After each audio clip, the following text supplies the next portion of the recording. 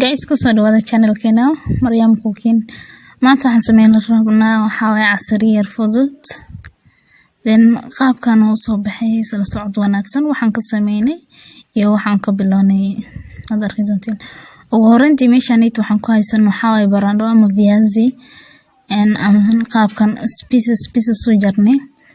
Qaabkan aan soo jaray cusbo yar aan ku daray. Then waxaan rabaa viaziga biyaha ku jira 15 daqiiqo inay igu jiraan. After 15 minutes aan rabaa qaabkii u soo baxday cusbadaas yar oo qiyaas aan ku daray. Marka 15 minutes kadib waa kana 15kii waa noo dhamaaday waa qaabkan u soo baxay. Wuxuu noqday laab adeeg u ahay laakiin hadda waxaa waaye jilaac u noqday.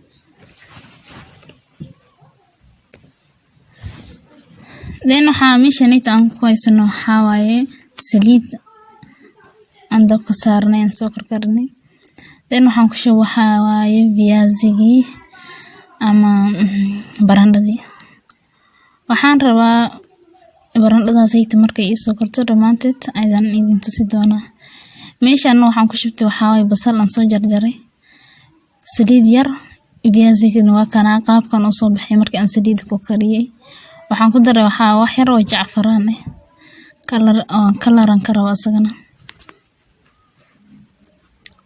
Then ukun oo laba xabo aan biyo ku soo kariyna waxaan rabaa in aan ku kor daro. Dabkan saaray dabkan u yareeyay.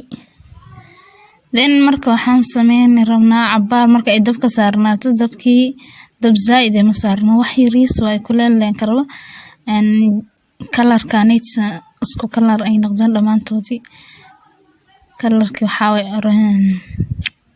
orange camal waay. Then after 15 minutes adii markay cabaar karto waan ka dajinaa. Markaan ka dajiyo qaabkii u soo baxday waad arkaysaan. Kana qaabkan u soo baxday waxaa hadda aan kor ka saaray waan ka soo dajiyay kor hadda waxaan ka saaray liin balbeelo lemon liin balbeelo waay. Then kana qaabkan u soo baxay. So please hadii channel ku cusub tahay subscribe saar gambaleelka furo video walba cusub saad u daawatid adigana.